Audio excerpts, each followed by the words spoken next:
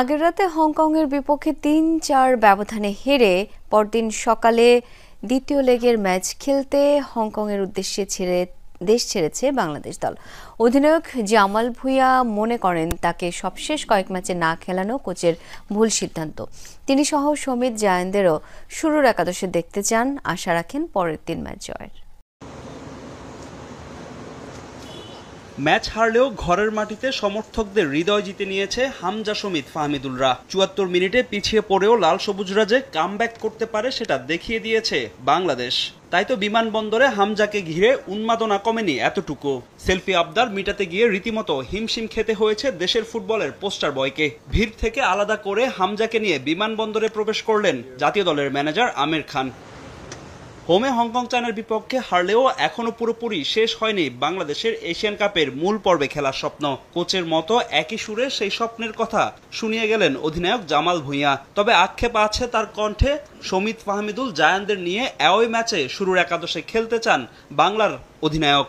আমি যখন না খেলি এটা তো ভুল, এটা আমি বলবো। তো আমি তো আসলে আমি সব ম্যাচ খেলতে চাই। আমরা যখন নামবো আমরা এই ম্যাচটা চেঞ্জ করতে হবে। তো আসলে আমার ইনফ্যাক্ট ভালো ছিল, আমরা 4 জন যারা আমরা নামছি ভালো ছিল, বাট অফকোর্স আমরা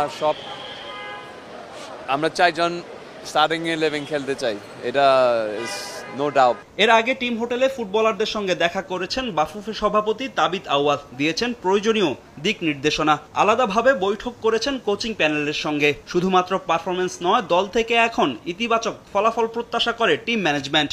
এই টিমের একটা হিস্টোরি আছে, তা আমরা লাস্ট গোল কনসিভ করি। এই ম্যাচের আগে আমরা আলাপ করছি, মানে ফুল ম্যাচ ফোকাস থাকতে হবে। আর আমি প্রেস কনফারেন্সে বলছি দ্যাট আমরা যদি জিততে চাই ও পয়েন্ট নিতে চাই, we have to play 95 minutes, মানে উইথ ফুল ফোকাস। আমরা কিছু করে দেখাতে চাই, সে করে দেখাতে গিয়ে আমরা কিন্তু পয়েন্ট হারিয়ে আসতেছি।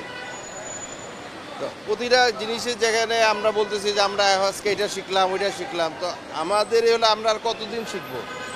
আমাদের এখন রেজাল্ট চাই, সেটাই সেই বার্তাই প্লেয়ারদেরকে দেওয়া হচ্ছে যে আমরা এখন রেজাল্ট চাই। হংকং গিয়ে মাত্র 3টি ট্রেনিং সেশন পাবে বাংলাদেশ। এরই মধ্যে নিজেদের প্রস্তুত করতে হবে লাল সবুজদের। দলে নেই কোনো ইনজুরি সমস্যা।